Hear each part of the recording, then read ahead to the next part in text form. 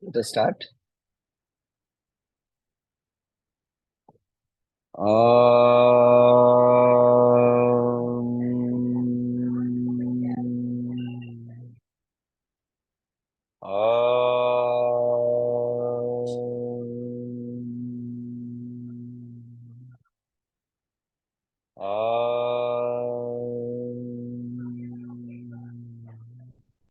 Shri Gurubhyo Namaha.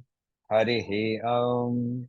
Gurur Brahma, Gurur Vishnu, Gurur Devo Maheshwaraha, Guru Sakshat Parabrahma, Tasmai Shri Gurave Namaha.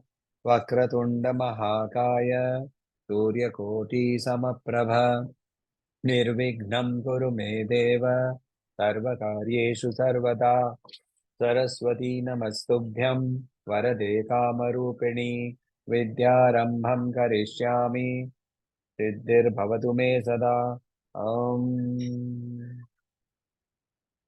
So today we are starting with Saundarya Lahari. So the first line, you have to break it up. So it is Swadeho Bhutabhir Grinibhir Animadyabhir Abhitaha. So the line will be Swadeho Bhutabhir Grinibhir Animadyabhirabhitaha. Swadeho Bhutabhir Grinibhir Animadyabhirabhitaha. Nishevye Nitye Twamahamiति sada bhavayati yaha. Nishevye nitye Twamahamiti sada bhavayati yaha. Swadeho bhutabhirghrinibhiranimādyabhirabhitaha. Nishevye nitye Twamahamiti sada bhavayati yaha. किमाश्चर्यं तस्य त्रिनयन समृद्धिं त्रिनयतः. किमाश्चर्यं तस्य त्रिनयन समृद्धिं त्रिनयतः.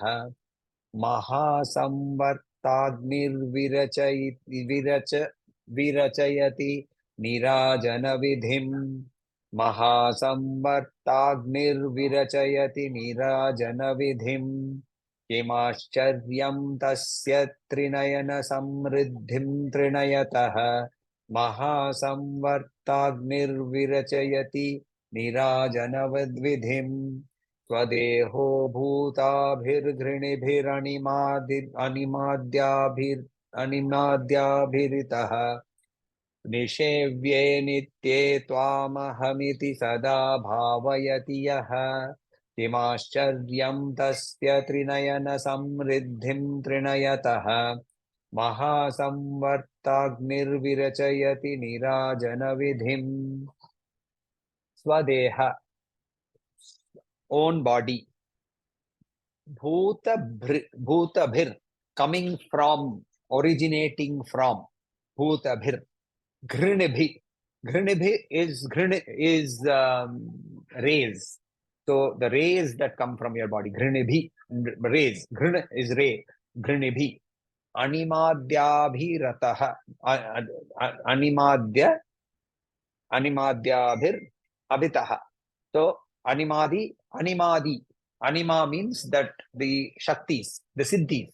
Anima, Lagima, Garima, all these Siddhis are there. Animadya, Adi, Animadya, Bhir. So surrounded by, Abhitaha, surrounded by, Anima, etc. Nishevye, Yaha, Nishevye. So Abhitaha, Nishevye. That is how it is read. Nishevye means praised by, served by, sung for. So all these are meanings. Nitye, eternally.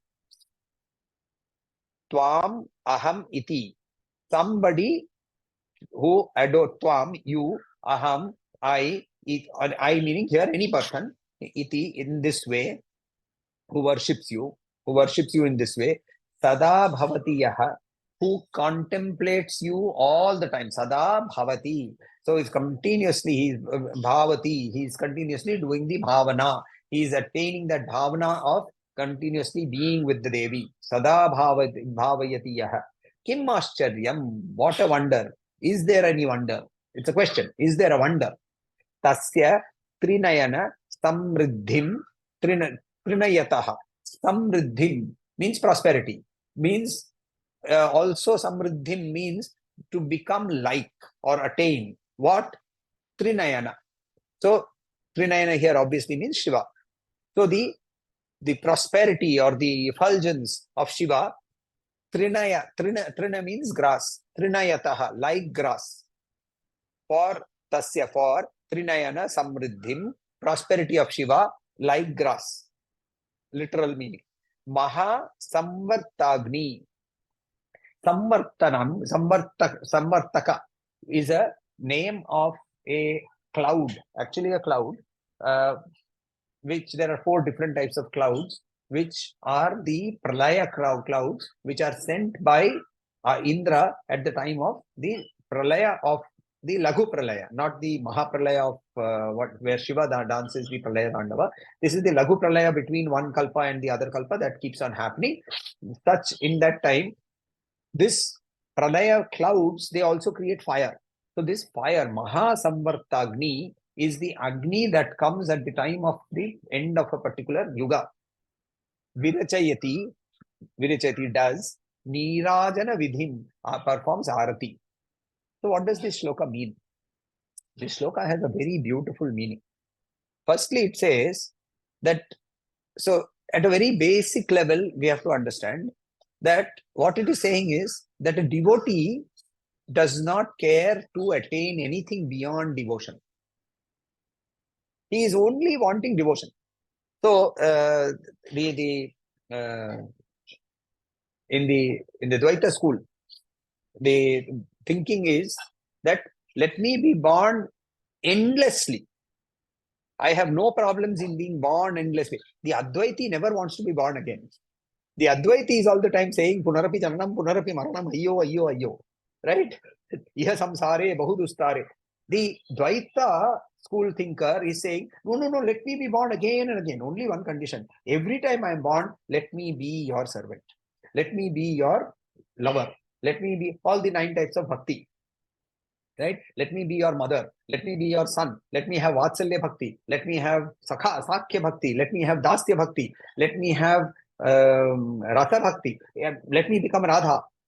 He is thinking that way. So one of the meanings is that while you have such a glory, you are surrounded by Anima, Garima, Lagima, all these the powers, they are surrounding you. Useless. That's what I'm thinking. All I am thinking of is your feet. All I am thinking of is your glory. And therefore, all these that are surrounding you, glorifying you, they are all your servants. They are nothing but your servants. And therefore, I don't care about them. I'm only caring about the person of the house. See, when you go to let us say you go to a mansion, big mansion of a very big, you go to the Ambani's house. Naturally, the first thing that will happen is the security at the gate will stop you. Kidhar jana hai? Right? And you show them the pass. And you say, Mr. Mukesh Ambani has called me. Everybody will immediately move away. Right? And you go straight in and you go and sit in the waiting room. And then Mr. Ambani comes and meets you. Now, are you bothered about, whether that security wala is the head of security, which organization he has come from, where is the lift man, how much is he paid, why, whether he is wearing gold jewelry or not? If they may be wearing gold jewelry, it doesn't matter. For you, you have got a very clear focus and you have got the right to go there. So you're not bothered with all these servants. Exactly the same way, the devotee is bothered not with all this, but only with the feet, only with the glory of Devi. And therefore he says, you may be surrounded by all of these, and I will only go straight to you. And for me, attaining Shivahood also is irrelevant. It is as useless as dry grass. Trinayataha. It is as useless as dry grass. So, Shiva Trinayana Samriddhim Trinayataha. For me, Tasya. Right? For who? For person who is in that bhavayati yaha. It's a person who is in that bhavana. He is doing that. For such a person, even when the pralaya Agni comes, Agni will take that fire and do karpurarti, nirajanam to such a person. To such a person. Here, Acharya is shifting the focus a little bit from the fact that not only is Devi worship important, but the devotee of the Devi is equally important. Why? Because, see, Acharya is Advaiti. So I gave you the Dvaitic view of this particular shloka. But if you look at it from the originator, which is Shankaracharya, who was an Advaitic thinker anyway. So what is he saying? He is saying, who are we doing Karpura Arati to? Who do we do Nirajanam to? To the Lord himself or to Devi, right? But here Agni is doing Nirajanam to that Jivatma. What is it saying therefore? Jivatma, Paramatma, Ekyam. Jivatma and Paramatma have become one. And therefore, even Agni, who is the burner of this entire, who has the power of burning up the entire universe, Mahasamvarta Agni. Such an Agni also is only doing, and also why is the Acharya using Mahasamvartaka Agni? He is using this because he's saying even at the time of Pralay, this Jivatma does not perish because he has reached the feet of Devi. So while there is pralay and all these Jivatmas are burning and they are perishing to be born again, this one has gone. So that is one way of looking at this. Now, another way of looking at this is a very interesting way that now, firstly, why is she radiating light? Why is Devi radiating light? See, in the Shakti schools, Shiva is called Prakasha. Shiva is called Prakasha. Devi is called Vimarsha. Vimarsha means she who reflects. So, what is she reflecting? She is reflecting the light of Shiva. Now, what are the two ways in which she reflects? Shiva cannot do anything himself. He cannot do anything himself. That we have seen in the first shloka itself. So, so for this entire universe to function, he has only one function. He has only two functions. He has only two functions. First, he empowers Devi. 99% job done. 1% what is left? He gives moksha to those people who Devi sends to him. So those who pass through the gateway of Prakriti, he will say, okay, now you go to Shiva and he will give you moksha. He has only two jobs to do. Rest, everything is done by Devi only. And that is why we say Shiva Shakti Aikya Rupam. So therefore, one way of looking at this. The second is, Shiva has been absorbed into Devi. So while she has absorbed, she is therefore radiating this entire light. Right? So therefore, the Acharya uses this light, saying, Swadeho bhuta bhir grinibhir. These lights, these rays, these are surrounding you. And then he says, this is the glory that she is always radiating. And through her, she is radiating into this universe. She is radiating this universe, making it completely available for us. Therefore, she is the one only who is worthy of worship. Right? Next, another time, then he talks about the attendants. She has innumerable number of attendants. Chatushashti gana yogini gana sevitai namaha.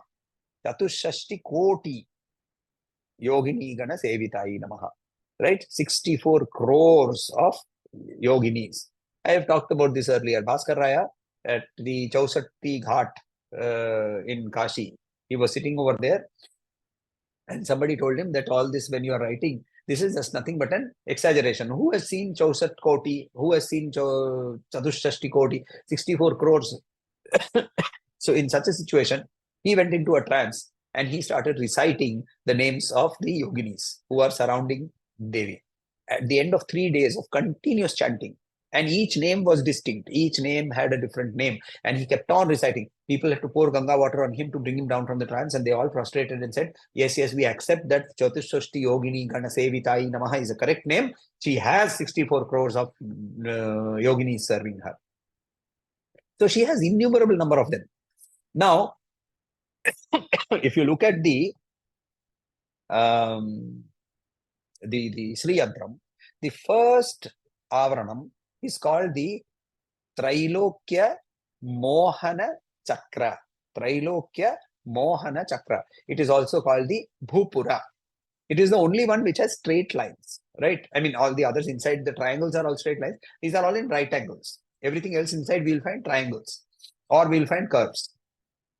So these three lines, which are called the Bhupura, they have therefore 8 points, right? The 8 points being the 8 corners. I mean, the 4 cardinal points and the 8 corners. And upar niche, 10. So these 10, these are the Siddhi Devis, right? These Siddhi Devis are Anima, Laghima, Mahima, Ishitva, Vasitva, Prakamya, Prapti, and Sarvakama. These are 8. And then Bhukti and Ichha. Bhukti and Ichha are 2 additional. 8. Totally in the Sri Chakra Navavarana Puja, we do the puja for the 8 Siddhi Devis. So, if you look at this, what are these? What are they called? The Anima Ityadi. What are the Siddhi Devis? What are their powers? So, Anima, we know it is to become like an Anu. Laghima, right? To become Laghu, to become small. To Garima, to become heavy. Vachitva, to be able to get one's will predominant over other people. Prapya, getting whatever one wants, so on and so forth. These are all powers in the material world. These are the powers through which she functions. She is omnipresent everywhere. How? Because she is in the form of Anu. Right? She is prevalent everywhere. In what form? In the form of air. Laghu. Right? She is the earth. Guru. Garima. Everything that she wants comes from her only. Prapya. So all of these are nothing but her manifestations. But they are only manifestations from her. They are only serving her. They are not her. Right? They are not Devi herself. That is very important for us to understand. So when we look at that, we see that the Anima, etc., they are the outermost the goddesses in the Sri Chakra. And he has gone there. When we start going there, what happens is, first, what Devi tests us. And she gives us these siddhis. So she tells us, okay, now you will get all these siddhis, which means one of the easiest ones is called Vakshuddhi. Just casually, such a person makes a statement, oh, tomorrow I think it will rain. And tomorrow it will rain. Right? Suddenly this person realizes, oh, if I say something, it becomes true. And you get trapped in that. You get trapped in that. So it's a test. For that matter, the true devotee, for that matter, the Devi herself, she cares more. Just imagine again, let us go back to the going to the Ambani household. You have got a pass. You have got a permission to go right up to the drawing room and sit there and talk to the head of the house. And you start going there and you meet the cook. And you sit down with the cook. And the cook starts saying, oh, अच्छा, आज को हम लोगों ने खीर बनाया है, फिर वो ये फरसान बना था, and today we had some Thai food. Why don't you taste some? Now you are given all the Thai food and all this, and you are happy, you are eating, and by the time you see, the time for meeting the head of the household is all over. Now gone, go back. And just imagine, what is the head of the household thinking? Why did I give an appointment to this person? He was more interested in the cook than me. So the same process, if we use, and we say, just imagine if these siddhis come to us, ignore and move on. So, says that he proceeds straight to Paravattarika Parashakti. Straight away he goes there. He is not even bothered about liberation. He is not bothered about merging into Shiva. He is not bothered about it. Devi gives it to him automatically. And because of that merger, Agni now starts worshipping, because she is worshipped by Agni and all the other devatas. And this, therefore, his devotee, this turned his pure love, and that pure bhakti has translated into ultimately Sayujya. And that Sayujya, he never asked for liberation. He has never asked that. All he has asked for is, Mother, take me and do whatever you want. But in her full glory, he passes him to Shiva, and Shiva says, merge. Right? And she makes this possible without even asking. Without even asking. He attains such a status that he reaches that particular point where Kalagni, Samvartagni come and do Arti to him, which is because they are doing Arti to Devi. This is the point of merger. This is where Acharya has flipped it and said, not only is Devi important, but you are equally important, because you have the potential to go and merge. Jivatma is nothing but a Jivatma till it realizes that it is the Paramatma. See, Jiva and Shiva are completely non-different. The difference is, I think of myself as Jiva and keep myself in that Jiva state. Because I think of myself as Jiva. This is that same story of the donkey, which we have gone through. The donkey ties himself, right? Because the man did not have a rope, so he pretended to tie the rope. And until that rope is opened, where is the rope? We have created it in our own mind. So therefore, we think, oh, we are tied down, we are tied down, we are tied down. The day that that imaginary rope is removed, you know that you are nothing but Shiva. That is why Acharya says, Chidananda Rupa Shivoham Shivoham. So in such a case, where he is attaining that status, he is nothing but one with Devi. Right? If we look at one of the where do these powers originate from? Actually, they originate from the body, right? What is the body? The body is the physical part of Devi, the Prakriti part of Devi, in which all these elements of Anima, Garima, etc. are over there. But so up to now, it is the Dvaitic view. But in the second line, he shifts into the Advaitic view, and he says, none of these psychic powers will enchant us. They will not enhance my spiritual power.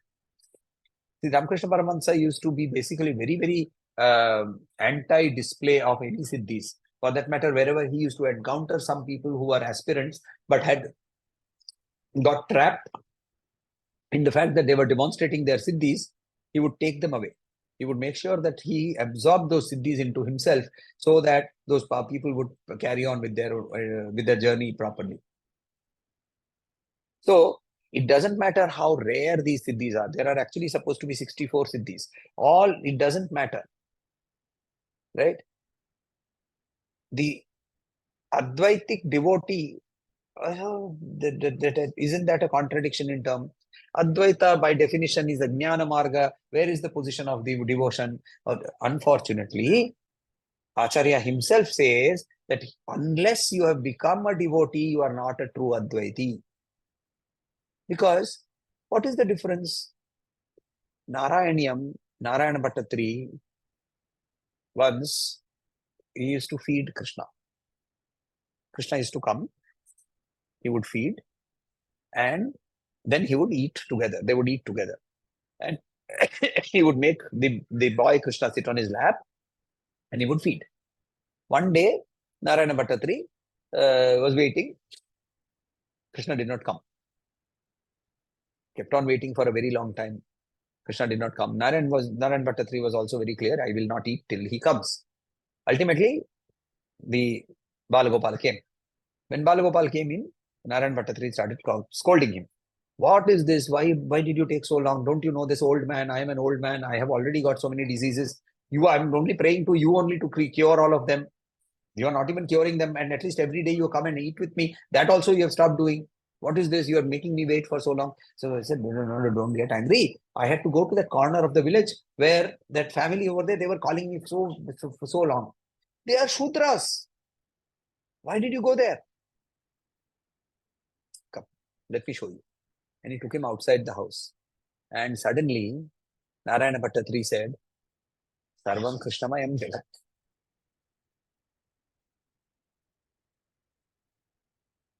Everything was Krishna. Everything was Krishna. Every leaf was Krishna. Every tree was Krishna. Every person walking around was Krishna. Let us move to Prahlad. What does Prahlad say? Sarva Vishnumayam Jagat. What does the Advaiti say? Sarva Brahmamayam Jagat. What is the difference? There is no difference, because what is Devi, what is Krishna, what is Vishnu, and what is Brahman, we have no understanding. These are all words. So the true devotee has to become a jnani, because the position of jnana is Sarva Brahmamayam Jagat. That is the position of the jnana. When jnana rises, that is what you go to attain. What is the position of the true devotee? Sarva Vishnu Mayam Jagat. Sarva Devi Mayam Jagat. Sarva Shiva Mayam Jagat. He has only replaced the word Brahma with a particular name. So the true Advaiti is also the truest devotee, because he sees his object of devotion in everything. Hence, the Advaiti says, what is this Anima? What is this Garima? What is this Lagima? All of this is useless. They are all only in the material world. I am looking at beyond the material world into the spiritual world. I am looking at that the screen on which all of this has been projected. That screen is all the time unchanging. To that is where I am going. Why are you trying to trap me in all of these? So he just goes on and goes into the further step of saying, I am nothing but you. I have no other identification. This, therefore, is one of the very important shlokas, which basically puts out a particular position, which says that the Acharya's Advaitic view has become very strong at this particular point. Right? Any questions? We will quickly recite the shloka once more, and then we'll move to. Is this the first, up to now, this is the 30th slokam. Is this the first where he is showing the Advaitic? Yes. So till now, he has approached as a devotee. And as a devotee, yes, see, when we approach as a devotee, when we approach as with my Ishta, why do we need that? For the simple reason, if I tell you, okay, close your eyes and tell me what you see. I am giving you some words, Nirguna, Nirakara, Nirabhasa. Now, what did you experience? Nothing. Because for my mind, my mind is like a caterpillar. It needs to hold on to something before it can do anything with it. So without a Nama Rupa, the mind cannot settle down into one point. To be able to settle the mind down into one point, I need a Nama Rupa, which is why Swami Vivekananda used to say, man creates God, not Ishvara. Not Ishvara. The Ishta is created by us. Gurudev used to say, people used to go and ask Gurudev, give me Diksha. Right?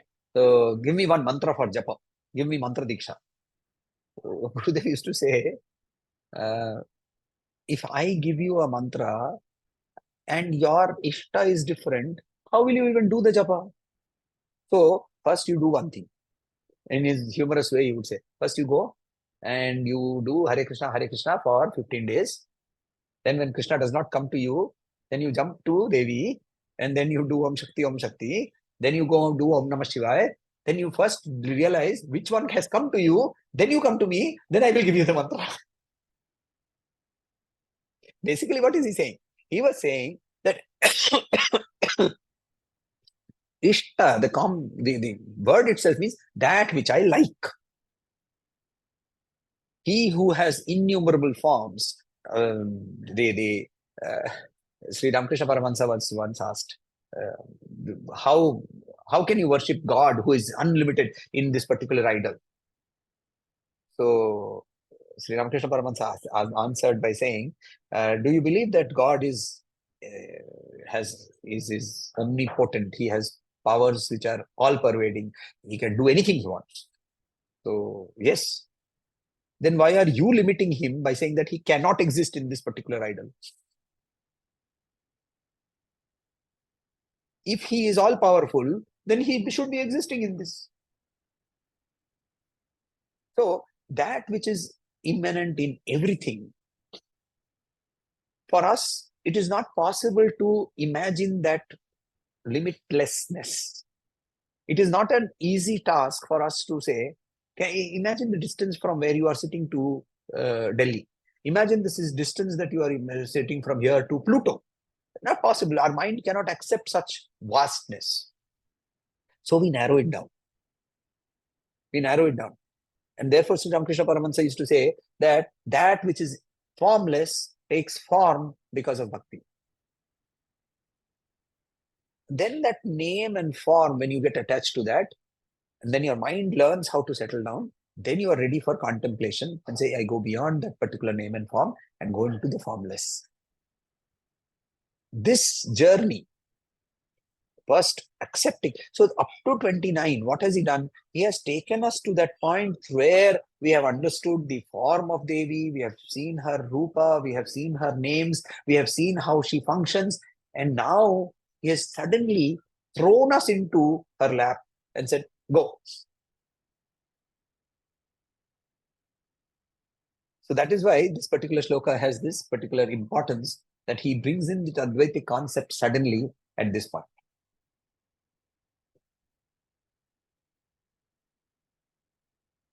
Sorry, you are on mute. I was just going to read the slokam again. That's all. Yeah, please go ahead. You read it now. स्वदेहोद्भूताभिर्गृणिभिरणिमाध्याभिरभितः निषेव्ये नित्ये त्वामहमिति सदा भावयति यः किमाश्चर्यं तस्य त्रिनयनसमृद्धिं त्रिनयतः महासंवर्ताग्निर्विरचयति नीराजनविधिम्. Very beautiful. Very well done. Okay, so now we go to the Tripura Sundari Ashtakam. So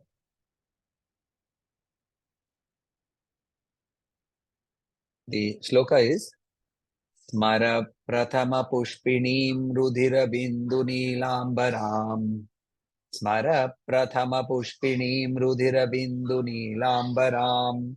Grihita Madhupatrikam Madavighorna Netranchalam. Grihita Madhupatrikam Madavighorna Netranchalam. Smara Prathama Pushpinim Rudhira Bindu Nilambaram. Grihita Madhupatrikam Madavighorna Netranchalam. Ghanastana Bharonnatam Galita Chulikam Shyamalam. Ghanastana Bharonnatam Galita Chulikam Shyamalam. Trilochana Kutumbinim Tripura Sundarim Ashraye. Ghanas Smara Prathama Pushpinim Rudhira Bindu Nilambaram. Grihita Madhupatrikam Madavighornetranchalam. Ghanastana Bharonnatam Galita Chulikam Shyamalam. Trilochana Kutumbinim Tripura Sundarim Ashraye. So, Smara. What is Smara? To remember, to think of, to ponder. Okay. That is Smaranam. Who is Smara?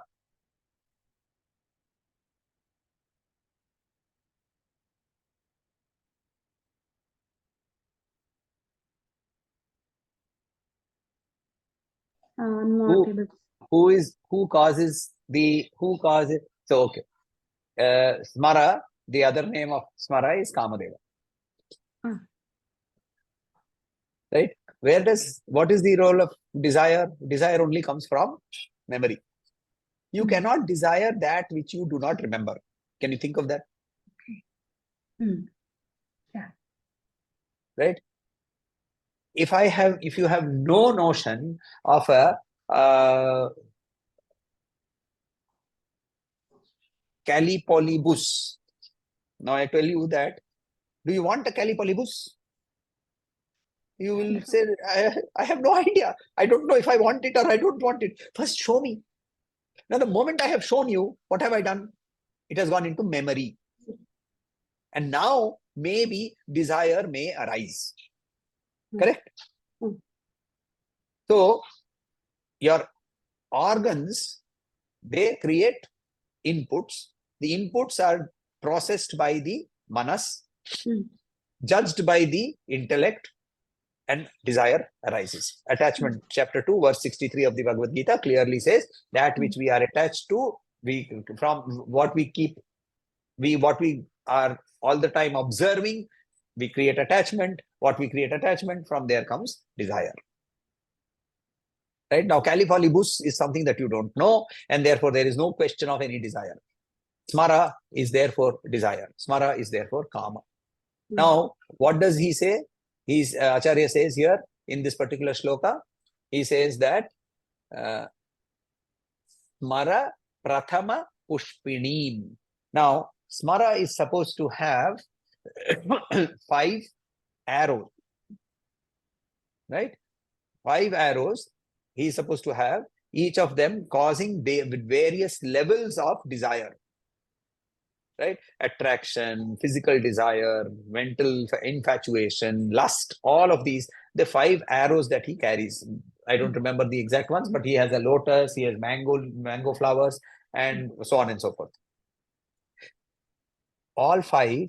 Now, what does Lalita hold in her hand? She has 4 hands. What does she hold? Pasha Ankusha and Pushpa Bana and the Ikshubana, not Pushpabana.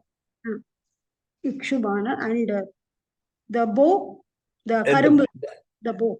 That is the Ikshubana. Ikshubana, that is the bow of sugarcane.